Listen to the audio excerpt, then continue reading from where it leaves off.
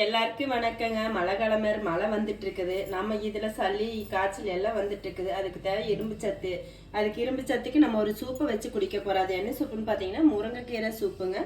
அதுக்கு தேவையான பொருள் பார்க்கலாங்களா? முருங்கைக்கீரை, சின்ன வெங்காயம், இஞ்சி, பூண்டு, சீரகம், மிளகு, ஒரு தக்காளி, இதுதாங்க இதுக்கு தேவையானது. வாங்க நம்ம சூப்பு செய்யலாம். ஒரு துண்டு சின்ன வெங்காயம், ஒரு 20 வெங்காயம் அப்படியே இடிச்சுக்கலாங்க. இடிகல்ல போட்டு நல்லா குறைன்னு இடிச்சுக்கலாங்க. ஏன்னா இடிச்சு போட்டால் இன்னும் கொஞ்சம் காரசாரமாக நல்லா இருக்குது. அதுக்காக நம்ம இடிச்சு போடுறோம்.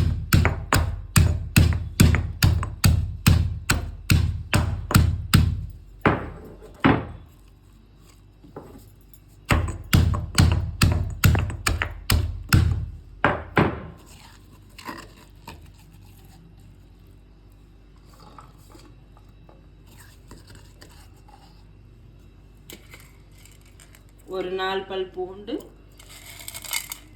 மிளகு ஒரு 20 மிளகு, சீரகம், கொஞ்சமாக முருங்கைக்கீரை எல்லாத்தையும் போட்டு இதை மிடிச்சாங்க.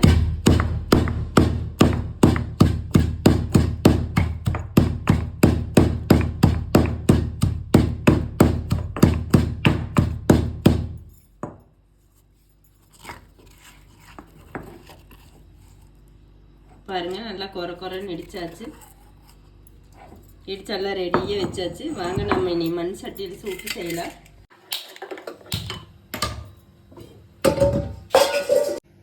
மண் சட்டியில் ஒரு 4 டம்ளர் தண்ணி ஊற்றிக்கலாங்க.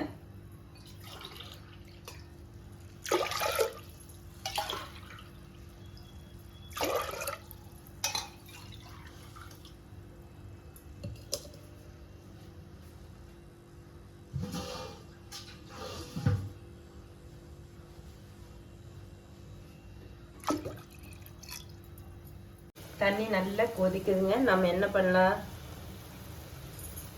இஞ்சி பூண்டெல்லாம் இடிச்சதுக்கு அதை போட்டுக்கலாங்க. சின்ன வெங்காயம்,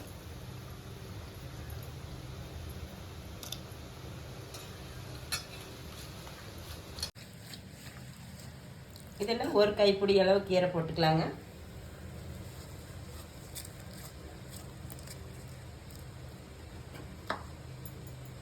விரலை மஞ்சள் கொஞ்சமா சேர்த்திக்கலாங்க.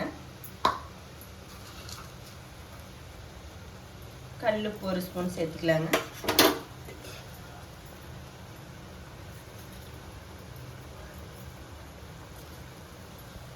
தக்காளி ஒரு தக்காளி போட்டுக்கலாங்க. கட் பண்ணி அப்படியே போட்டுக்கலாம்.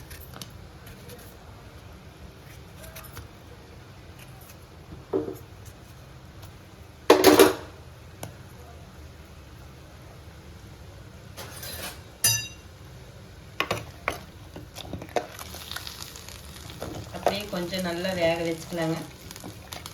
இதான் சூப்பு டேஸ்டாக இருக்கு.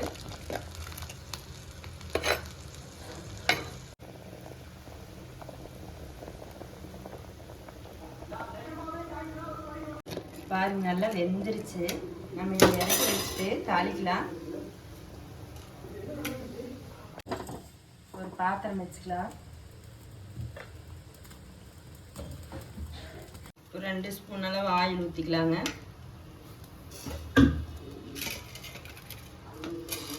மிளகு 1 ஸ்பூன் அளவு சேர்த்துக்கலாங்க.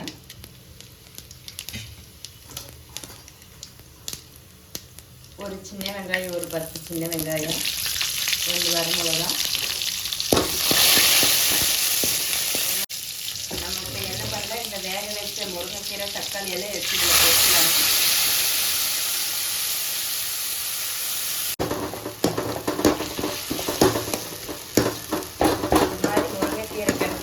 செஞ்சு பாருங்க. இந்த மாதிரி கிளைமேட் மழை சமயமெல்லாம் பொண்ணு கொஞ்சம் நல்லா சத்தா இருக்குது. இது மாதிரி சூப்பெல்லாம் வச்சு வச்சிங்கன்னா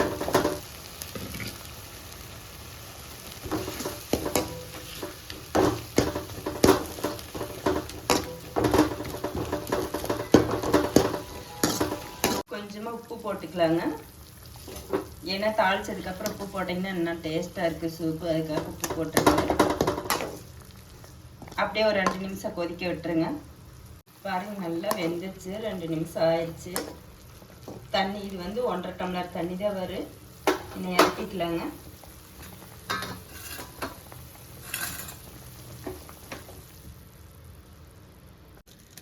இது வடிச்சுக்கலாங்க.